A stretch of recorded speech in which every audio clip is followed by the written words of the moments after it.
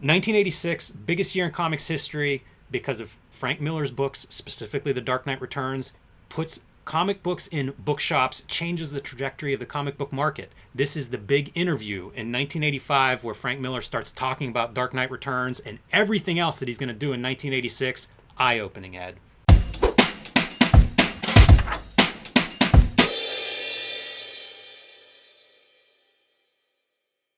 Hello and welcome to your favorite YouTube channel, Cartoonist Kayfabe. My name is Jim Rugg. I'm Ed Piscor. We have a doozy of a video here today, Ed. I'm looking forward to talking to you about the Miller's Back Amazing Heroes issue. But I want to remind everyone at home, we are a daily comic book YouTube channel. We've been doing this for 5 years, have 1,700 plus videos for you guys to search through for your favorite creators, characters, and comic book titles. And you can do that on the Cartoonist Kayfabe YouTube homepage. If you love comics, I'm sure we've got plenty of videos that you will enjoy.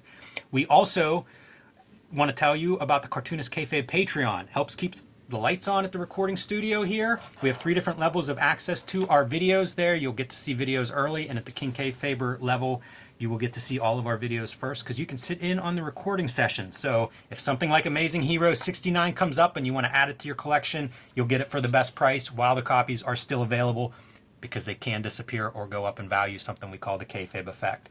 The link to our Patreon is below this video. Check it out, and thank you if you are supporting us that way.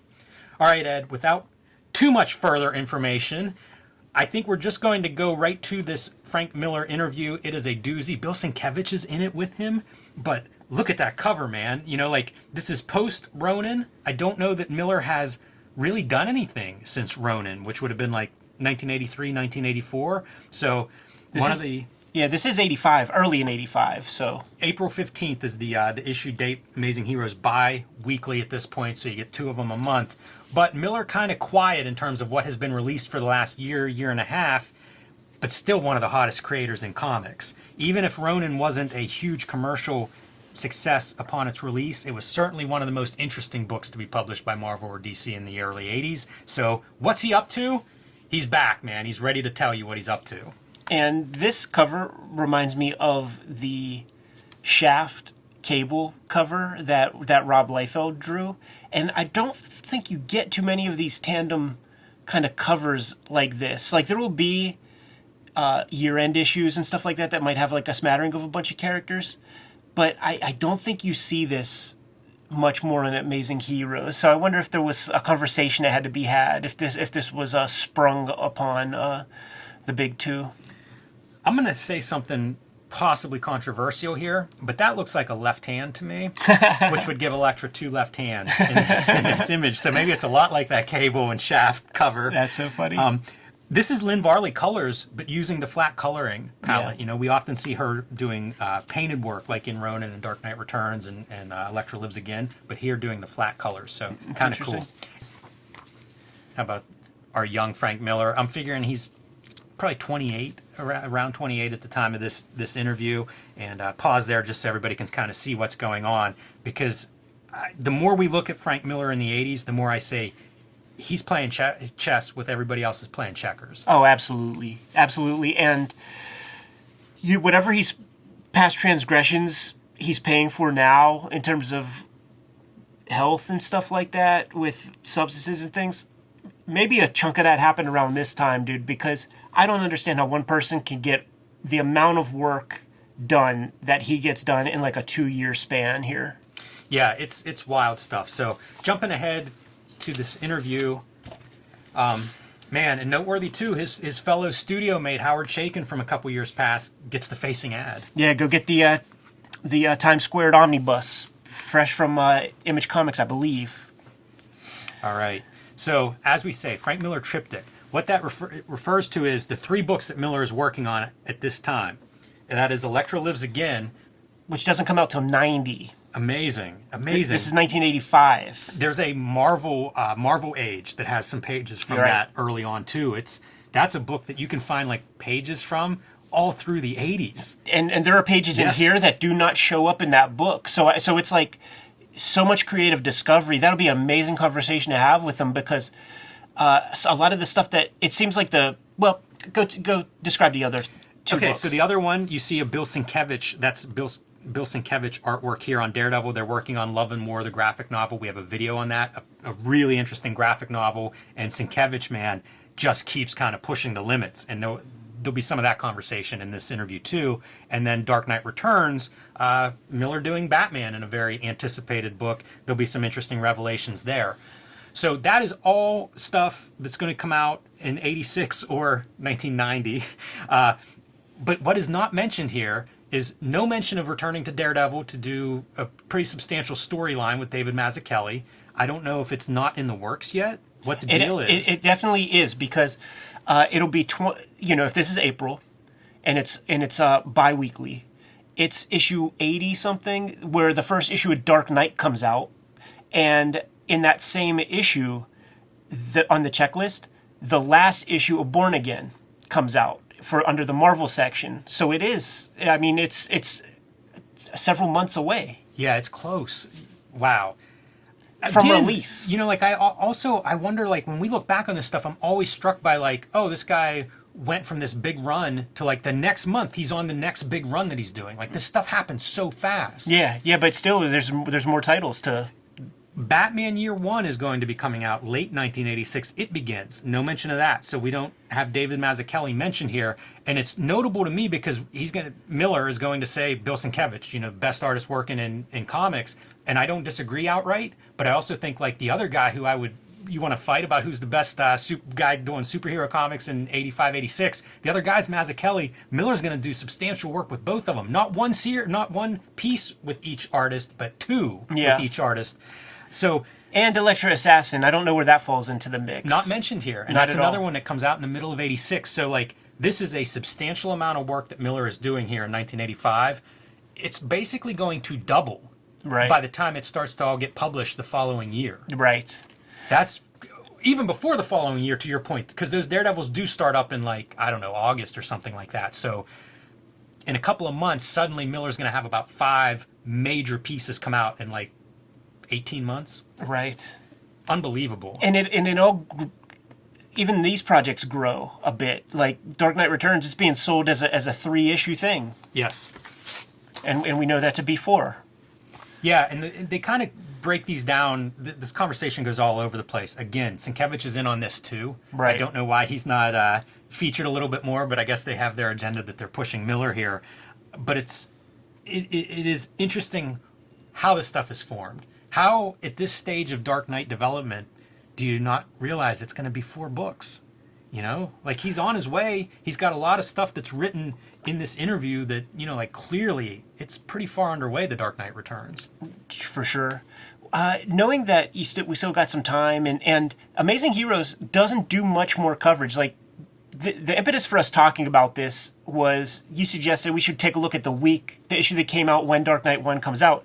And there's no talking about it. It's just literally a part of the checklist. That Robin, that feels like a revelation to me. That's like they're giving you a scoop on some big stuff here. Yeah, and he does mention that Robin is a girl. He says she's white, and then he laughs. I have that underlined as, like, I don't know which part of that.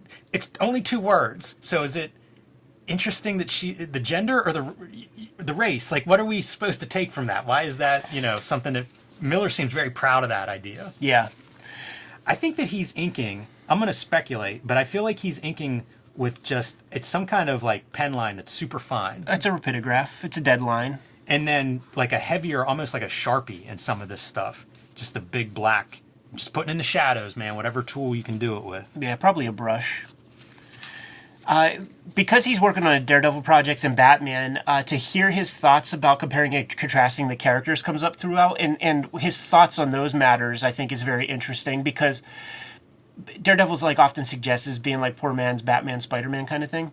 So Batman is a mythological archetype type character. That's how he thinks of Batman, and then Daredevil is smaller. He calls him a smaller character, more personal.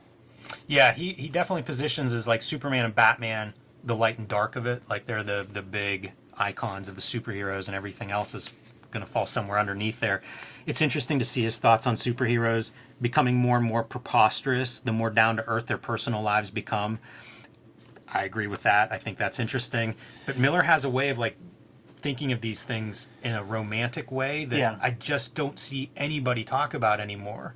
And I think it's a different perspective on the superhero, and that idea of them becoming more down to earth. That is what I see people talk about, and it does feel like we've gone from like classic literature and hero archetypes to something else, slice of life or something, or personal, like this is me.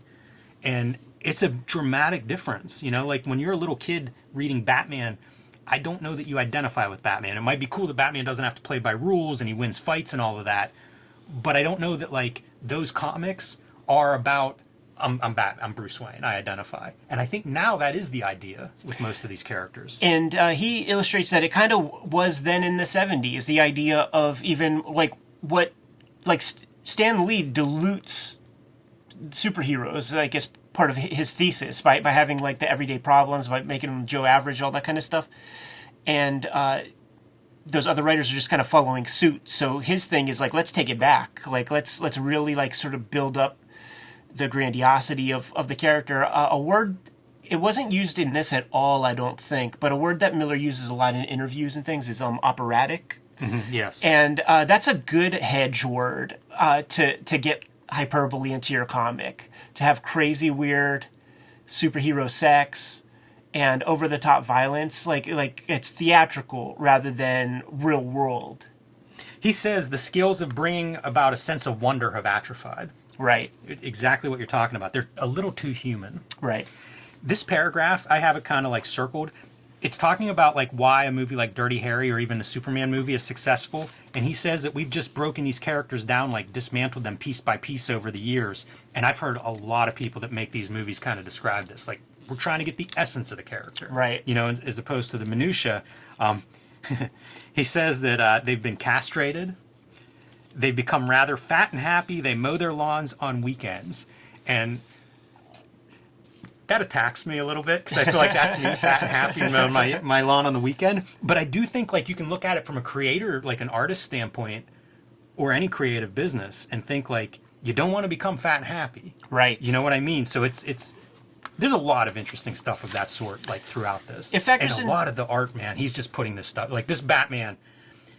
Knowing what we know now, all of this like preview art that we get to see. This is revolutionary shit, man. Oh, yeah. This is huge. Sure. He talks about the... I think this is the piece that I think it's the marker. Because it feels like these are just uniform lines, these heavy lines. Right. And then like this one's a double, you know, like there's some that are double double. it up. Yeah. But they also feel like he's just drawing. These are studies. Like, get it down quick. Yeah, there's a couple of these Batmans that he does where it's pretty much the same figure, maybe like a slightly different pose, and he's lighting both of them completely different ways. Maybe even this is sort of a little bit like that. When he talks about the writing part of the process, he talks about like the brevity and trying to cut all fat. And when he goes through and does his passes, he writes full script, even for himself. And that's been these 1986 projects is where he starts that, because even his Marvel Method stuff and Ronin, he's kind of playing around on the page and discovering things that way. And he's found that like getting the script to be bulletproof is a great way to just tighten things up. Yeah, this is some of that process work talk, and he says last 3 years he's been doing it. So exactly what you said. Yeah. So one of the things when he has that script, and he does two drafts. So he does like the vomit draft, and then when it comes time to do the other draft, he finds that he almost always takes the first couple of panels of a scene away and the last couple of panels of a scene away. Yeah, I remember one of these interviews I think that we looked at.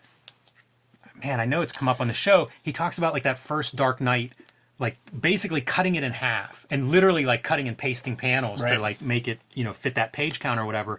I find that really instructive, and you know, it applies to some of these artists he works with. Because I remember him talking about that with like when the Sienkiewicz pages come in, especially for Electro Assassin, throw out the script and rewrite it, because like this art is, it almost is like adding an art element to what he describes of like that second draft and things. But imagine the second draft is now Sienkiewicz's art. Right. So then the third draft, you know, you're rewriting the script to reflect that art. Yeah.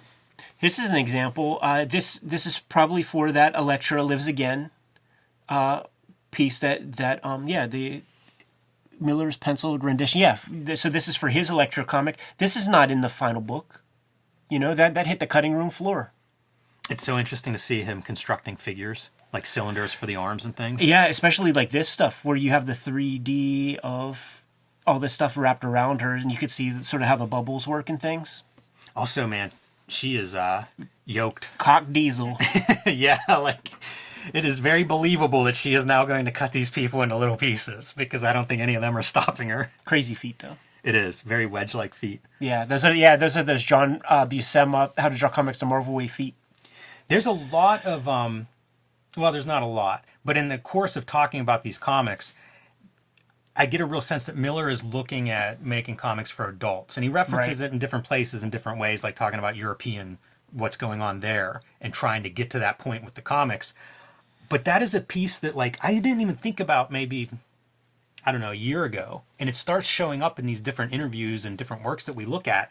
And I think it's such a mindset as to, like, what's the difference between an adult audience and a child audience, especially if I'm not focused on the R-rated content No, part. of course, yeah. I'm focused almost on, like, the presentation, subject matter. You're smarter, you know, you're intellectually beyond an 8-year-old.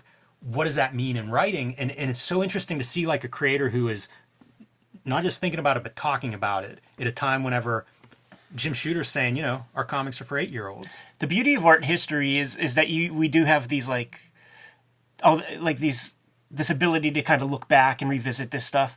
And then you think about the context of the creators, where, you know, he grew up reading comics, lifelong comics fan. Like, as he grows up, totally mines the American comics language. So then he's going off and discovering Hugo Pratt and manga and stuff and seeing what else is out there. He's growing himself. You know, he's up on news and a reader of things. You know, we've covered a lot of Frank Miller talk, and he is a very well-read person. Bring a little of that. You're maturing as a person. Bring a little of that maturity to your comics. And it is this incremental thing where he still, you know, at the end of the day, Miller still is a pulp guy. He hasn't done his, you know, Thomas Pynchon, you know, his Infinite Jest type book or something. He's not built for that shit, but he definitely contributed an amazing piece of evolution to the comics medium that will then birth the next kid who's grown up reading his stuff and then pushing the medium a little further along themselves. But this particular run, I was trying to think, like, you know, it's a very, very influential run. The only other guy I think that might have something like that really is when Kirby creates the Marvel Universe.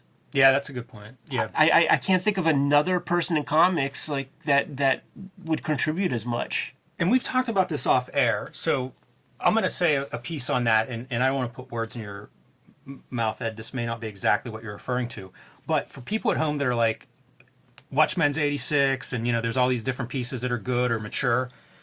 What this does specifically, Miller's Dark Knight Return, it gets bookstore shelf space. And that changes everything. And Art Spiegelman's Mouse collection also comes out in 86, also gets bookstore shelf space. Those two books change the game completely. Because now we can make content and sell it in bookstores, and that is an adult audience compared to newsstand market or comic book stores up to that point. Because look, like it or not, comic books have a certain stigma about them post 1954, right. And that is that it's kids. That bookshelf is not kids. The bookstore is somewhere adults go and they buy books. Right. And Dark Knight Returns and Mouse are the two books that get space in that bookstore. And I'm buying stuff in the late 80s from bookstores, from everywhere, but bookstores included. It's half of a shelf. Right. It's this much space. Yes. It's next to the Dungeons and Dragons stuff, the Right. fantasy section. Yep. But it's this much space of, like, you can walk in a bookstore now and you can go to the comic, you can go to graphic novels. Did not exist before 1986. It's true. Those two books created a different shelf in bookstores everywhere. Buy our books. Keep the videos coming to you on a regular basis. Jimmy has Street Angel Deadliest Girl Alive, Street Angel Princess of Poverty, True Crime Funnies, 1986 zine, BW zine. Get those at his website. Hulk Grand Design, Treasury is out there. Trade paperback coming soon. I have Hip Hop Family Tree Omnibus. X-Men Grand Design Trilogy. Red Room Crypto Killers comes out the end of February. Antisocial Network. Red Room trigger warnings, and the Switchblade Shorties comic strip coming to you online on a daily basis. Now that we're done showing off our books, get them, and back to the video. It got a tremendous promotional push with a big investment of money. Full page ads in Playboy magazine. Playboy was probably, like, what are the ads that were in Playboy magazine? Hublot watches, Yeah. Rolex watches. It's an affluent audience that was being advertised to there. It could be maybe more than $10,000 for that page of advertising. But they did that with Dark Knight. And they never did it again. And it makes you wonder, like, you know, that was such a big hit. It must have paid dividends to do that. Now, did you guys just not receive a piece of work worthy of that kind of promotional push? Like, why not just keep that part up? It is interesting to think of, like, what would be the next work that you would promote that way. Yeah, and I would probably... Sandman? Yeah, that's the first thing that came to my mind. Yeah, me too. And, you know, people, again, at home, like, I am not saying that Dark Knight is a better crafted comic than Watchmen. It may be, it may not. That's not what I'm saying. Yeah. What I'm saying is Watchmen is built on comic books. Dark Knight was a totally different creature. You know, the format, the cost for that format, not just the collected books, but even the individual issues. It was a totally different business model, and it was successful. Yeah. And so that's how you get more of that. It's funny how many, like, the one thing that does follow in its release is, like, suddenly there's a whole bunch of $2.95 prestige format. They call it prestige format. Books. Yes, those things suddenly become like, let's do as many of these as we possibly can. And then what is it? It's Gilgamesh 2 by Jim Starlin, and Hawkworld by Tim Truman, and Black Hawk by Chaykin. That has the artifice. You know, we're going to have like airbrush color. We're going to have a million panels, like all of that kind of stuff. But it doesn't. It's still fairly rooted in pulp. Yeah. Beyond, like, established comic book thinking rather than the stuff that Miller brought to the game. Hey, I linger here because they talk about they're going to have a very radical piece of work. This is the Daredevil collaboration with Bill Sienkiewicz. Yeah. And I think it's really exciting to think, like, they're intentional, like, they recognize this is something radical, this is something different. Right. And we often talk about jobbers in kind of a dismissive way. And by the way, this is a Miller quote, the position I'm on in this job, like, he's calling it a job, but what happens is it starts out, it's going to be like 2 issues of the Daredevil series, right? And these guys, they're just making it, they're making the best Daredevil story they can make, to the point that then the editors and they acknowledge this can't be part of the monthly. It doesn't fit, like, it doesn't look right for that, the audience is going to be confused, you know, like, it starts as a job, but what these guys put into it, it outgrows that. It elevates it. And I think that's amazing, because imagine, like, oh man, I don't want my editor to kick me off the book. I don't want my editor to make me redraw this. They are not thinking that way. They are thinking, how do I make a radical comic? And here's the thing, like, it's not like... By the way, that doesn't always produce good work. They didn't lobby for this. Denny O'Neil wooed Frank Miller. Like, hey man, how about, you remember we left Vanessa down there with the Morlocks? Like, how about we tie that up? And he's like, okay, cool. And that was the function of getting them started, to kind of tie up that piece. So, of course, it goes away, becomes the graphic novel. We have a video on that. What he does do for the series, though, is write that John Buscema issue that comes out, which we also do have a video of. We called it something like the first Sin City, because I imagine he talked with Buscema. Buscema, what do you want to draw? I fucking hate superheroes, blah, blah, blah. All right, cool. Well, I'm going to make you a Daredevil comic where he's not even in costume once. Yeah. Very brief mention of it here, the Daredevil 219. Do go check out that video, because pretty cool. That, you know, it's a good comic. But you know what? In part of the writing, he says the last issue of Daredevil was the first one he wrote full script. You know, we started that with the scripting conversation there. So I just love that these guys are really pushing. They're trying to make different comics, and that means, like, changing up their methods, taking chances, potentially losing a job. I think it's crucial. Like, if you are in the position of, like, financial stability, or you're getting a sort of a big payday, I think that if you really care about comics, like, you have to do that. We looked at City of Glass, Mazzucchelli, Paul Karasik.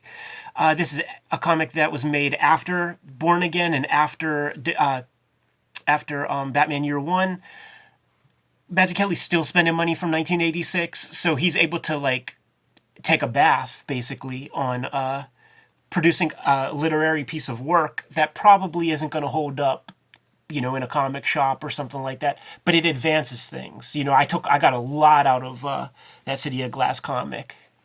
Yeah, I mean, these guys, though, in a little different position. Like, Miller hasn't had a book come out in almost 2 years. Like they're taking chances without the money in the bank. Ronin brought him a lot of loot up front. He might not have gotten royalties for a couple of years on that, but he was probably at 7 figures. What about Sienkiewicz? He's just come off of a year on New Mutants. I mean, how much is that paying? Sure.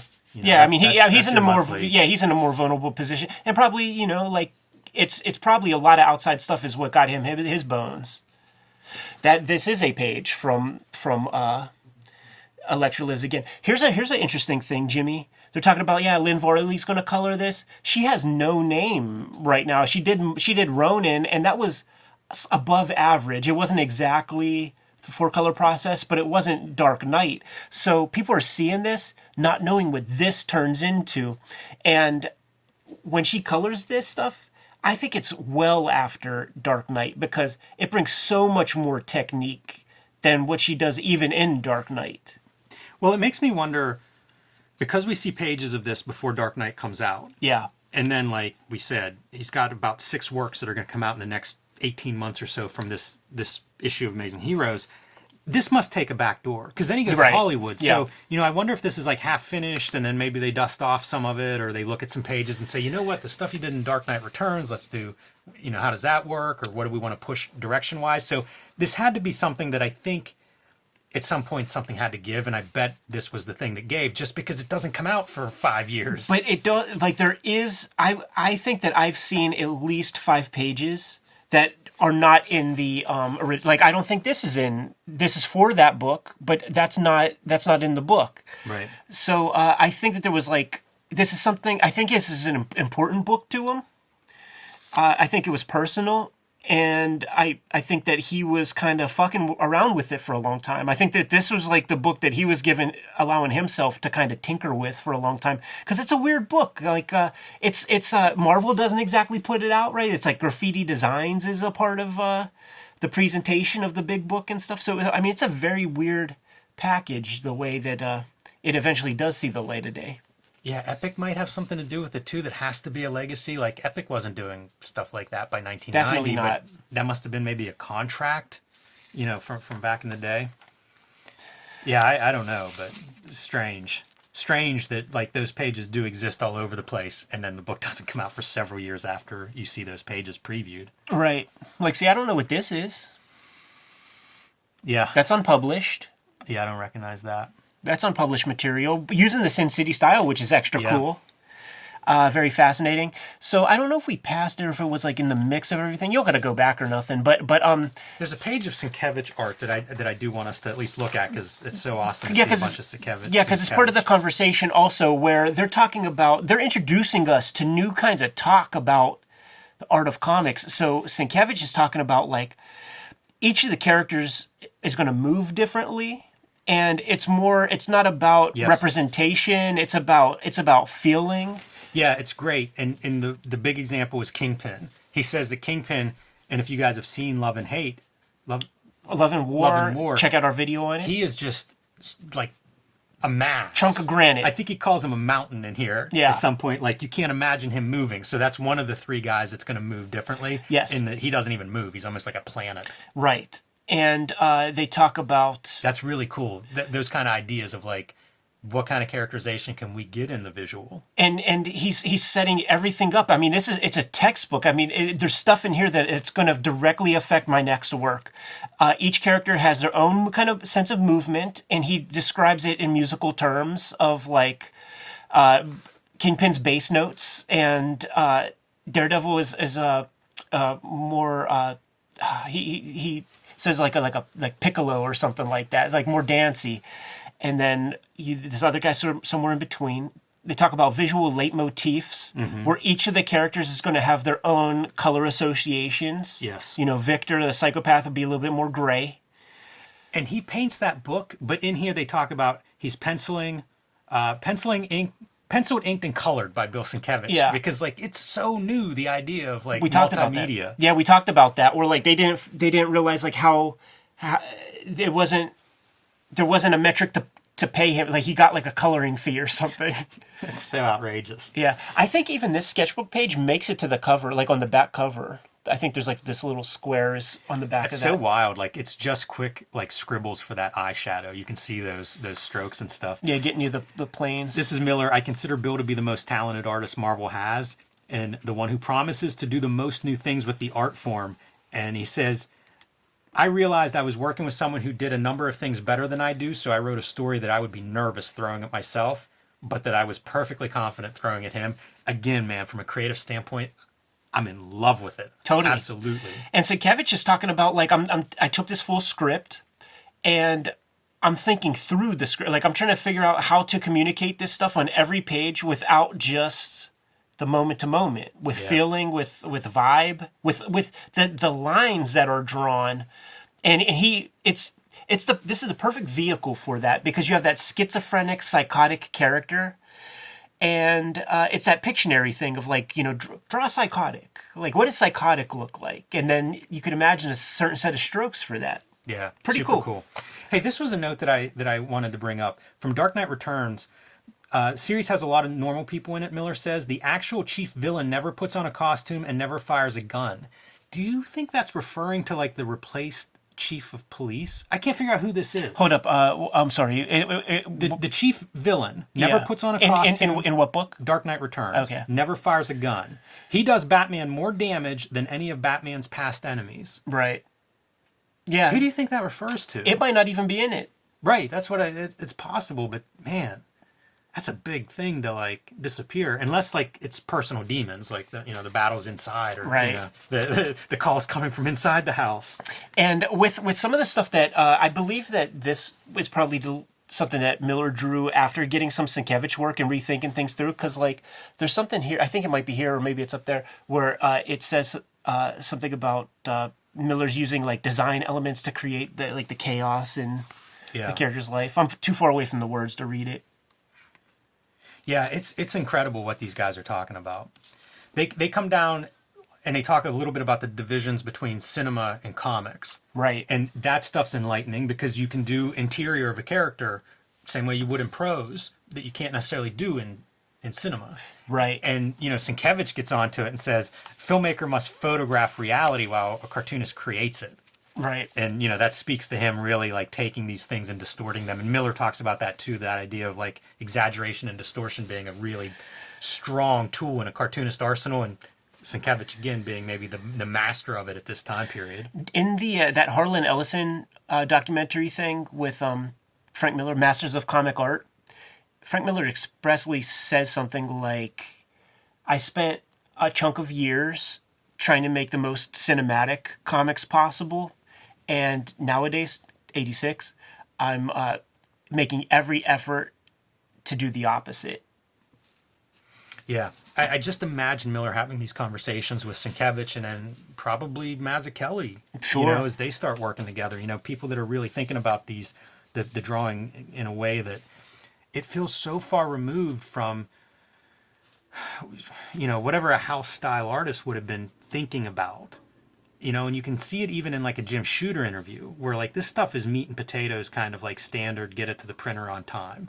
They're not thinking about, you can draw expressively, how does it differ from cinema? Right. Like these are really heady conversations. And Miller seems like he is like a rabid dog on this topic. He says it's not going, remake of something old, you're not going to get the emotion or the value. That's why it's important that a lot more experimental and radical work happen. Things have got to bust open. And I feel like he carried that energy around comics for, into the late 90s. This is stuff that I feel like he was really like passionate about whenever I was reading his stuff on Sin City and some of the work he was doing in the 90s, and still kind of having this conversation. Right. And then that's the part of the conversation where we asked Bill in our shoot interview, like what was the feedback of that stuff when people started to see it?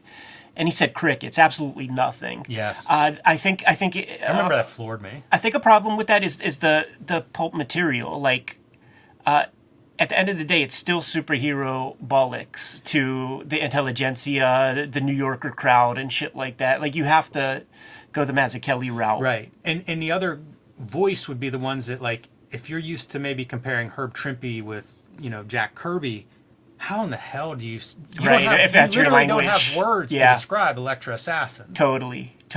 But you know what? They do have language to describe other cartoonists who are like in their position to do more, even though they're in the mainstream and stuff, do kind of more independent works, and they call dudes out. Like, there are creators out there who had the opportunity to go off and make their own work without editorial restraint, and they just made more work that seemed like Marvel or DC Comics without the specific costumes. They ask him about Ronin.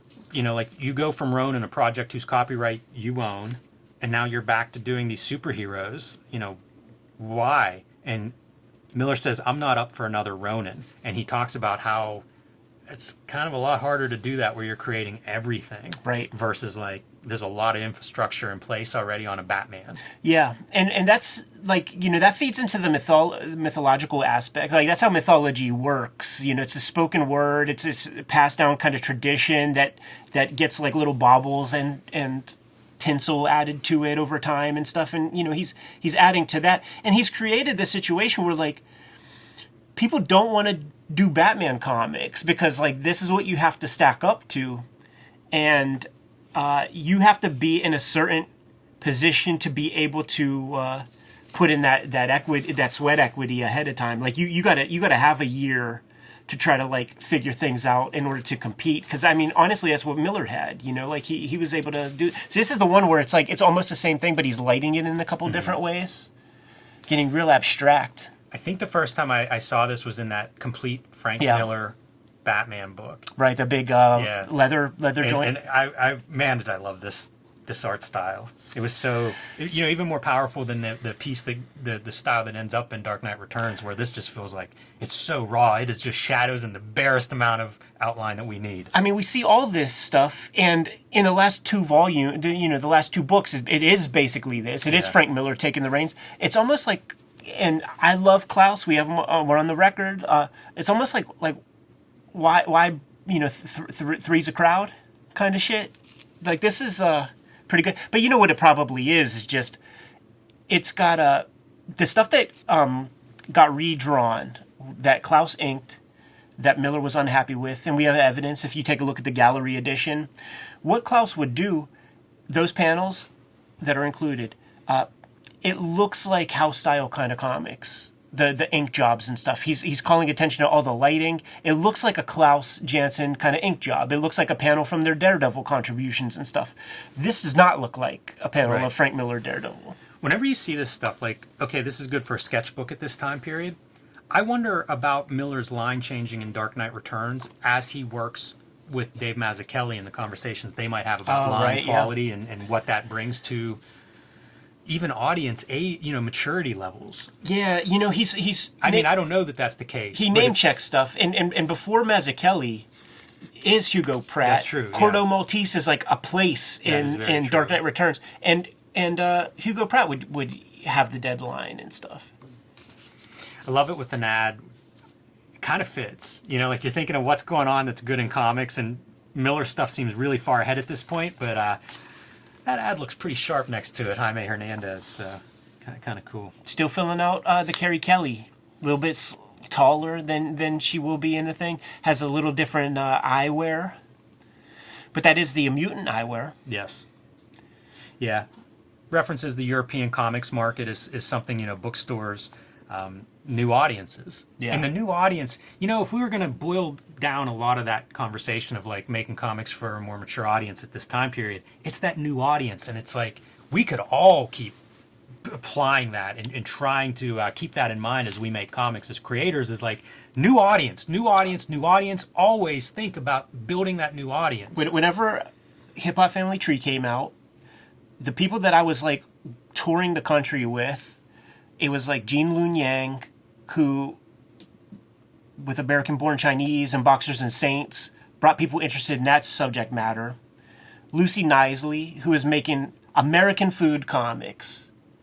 Like, I was next to her at conventions where, like, old Karen ladies and shit paid good money to come to this fucking convention with Ewoks and Klingons and shit walking around. They came up to her table, thanked her so much for the comics that she made, bought whatever she had on the table, and then they just went home. You don't think they went over to the Rob Liefeld line after that? Absolutely not, man. There was like a chunk. There was a class of people that like I toured with, and we all brought something else. Like we filled in some gaps, man, with the comics and shit that we were putting together, and that's like, do it, fucking do it, man. Yeah. And finish it up with a checklist of Miller art. And top thing, man, interior art is APA 5, which Miller was a member, featured a considerable amount of Miller's work during his fan days in the late 70s, including a Detective Comics serial he wrote and drew, Call It Karma. And let me just put it out there, man, we get all kinds of awesome stuff from our audience. I am begging our audience, if you have access to an APA 5 with Miller artwork in it, scan that stuff, make it available, put it on record, because there can't be very many of those APA 5s. I've never seen one in person. And I mean, like, I've probably seen more comics than most people. So if you happen to be watching this and you have those, please make that stuff available, because like those books are just disappearing to history. And it won't be long before maybe the opportunity to try to gather this work is just lost. So I would love to have access to that early Frank Miller doing Detective Comics as a kid creator, you know what I mean? Like, when you consider what his career becomes and with the Sin City and how much he's advocated for crime comics, it'd be pretty cool to see him. What was he doing as a teenager? What were those crime comics like? So, well, how about we take a look at one just real quick? All right, we're back. Yeah, so in what's the name of this book? Phantom's Finest Comics, Volume 2. Shouts to the late, great Bill Shelley for collecting all this material. Chapter 9 of Call It Karma. So 8 chapters happened before this thing, 1976. And check this out. So you have the Fixer. That's a character that shows up in Miller Comics. Electra, different last name here. And then there's like... Nicholas Manolis is one of the... He's like a corrupt... In Born Again, he is like the cop that like sells out Matt Murdock or Karen Page or something like that. But like, look at this, man. It's noir. It's got that Steranko influence, Wally Wood influence, and it's a chunk of pages. Like, so there might be 100-page Frank Miller story out there. I had people ask Frank Miller about this. He didn't have any intel. I talked to Bill Shelley when he was still alive about this. Bill, how do we get the rest of this? And he said, good luck. Yeah, like I say, it's something I have not come across, but we have a pretty good audience reach out there. So, man, if you're watching and you can contribute to this, let's try to put this together. Yeah, because the bummer is whenever they talk about this period of Miller's work in like Comics Journal interviews, the little glimpses that you see are always from this exact story. Paul Chadwick was a part of this. Paul, do you have a set of these things? And if you do have all the APA 5s that have Call It Karma, can we get somebody to scan that and make a PDF? Yeah, and by the way, man, if you have one chapter of it, sure, any of it, yeah, absolutely. Super fun conversation, so much food for thought, and some of it is directly going to influence the very next works that I put together. Jimmy, you good to go? Yep. Kayfabers, like, follow, subscribe to the YouTube channel. Hit the bell so that we can notify you when new videos are available. We are on the road to 100,000 subscribers. Thank you very much. And if you get anything out of these videos, if you dig what we produce, make sure that you follow the channel, and it helps us out a lot to have a good subscriber base. The videos are ultimately brought to you by the books that we make, but we have a Patreon, and the Patreon is there for you to mitigate the kayfabe effect, become one of our biggest supporters, and you get all the videos before anybody else. You also have access to the live stream recording session as we produce these videos. Link in the description below for the Patreon. We have more than 1,700 videos out there, and we might have talked about some of your favorite comics, so make sure you hit the magnifying glass on the front page of the Kayfabe YouTube channel. Check out the channel, pop in your favorite titles, check out those episodes. If we haven't talked about your favorite comics, then by all means put something in the comments so that we can push those books a little bit higher on our to-read piles. Ultimately, the videos are brought to you by the books that we make. Right now, I've been working on Switchblade Shorties, which is my daily comic strip. You can find it on all of our social media platforms, the Kayfabe stuff, my own personal social media platforms, Twitter, Facebook, Instagram. There's a dedicated Switchblade Shorties Instagram, and it's also on Webtoon in its full archive. The Hip Hop Family Tree Omnibus is going quick, and it is $45 on Amazon at the moment. So scoop it up if you haven't. It's almost freaking half off, so you can't beat that with a stick. Best book I made to date. X-Men Grand Design Trilogy trade paperback. Contains all of my X-Men Grand Design works. It's the one place where you could get it all inside of one handy-dandy cover. Red Room Crypto Killers is coming out at the end of February, part of a trilogy of trade paperbacks, but you don't need to start with the first one because each contains 4 self-contained stories. So if you grab this first, Crypto Killers, then at a later time you could read the Antisocial Network or Trigger Warnings. Jimmy, why don't you let the people know what's out there? I have Street Angel, Deadliest Girl Alive, and Street Angel, Princess of Poverty, both available right now from Image Comics. These are also self-contained totally. One is black and white, one is full color. The Homeless Ninja on a Skateboard, perfect for the action comics or superhero comics fan in your life. The big news for me is the self-published comics, True Crime Funnies, the 1986 zine, and the BW zine celebrating the 80s black and white explosion. These are self-published. You can get them on my website, jimrugg.com, or my Patreon, patreon.com/jimrugg. They've been out of print and unavailable. They will be back and available March 6th. So if you missed those, March 6th, you can pick those up. And Hulk Grand Design. This is a treasury-sized edition, out of print. However, the trade paperback coming out in May this year, and that is available now for pre-order. So let Marvel know they need to keep these things in print by pre-ordering that one wherever you pre-order books. The books are the most important way to kind of keep things on the tracks.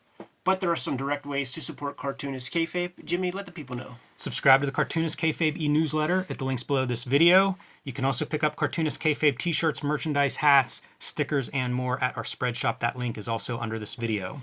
There you have it. Make sure you subscribe to the channel, support the channel, keep the vids rocking. Jimmy, give them final marching orders, and we'll be on our way. Read more comics.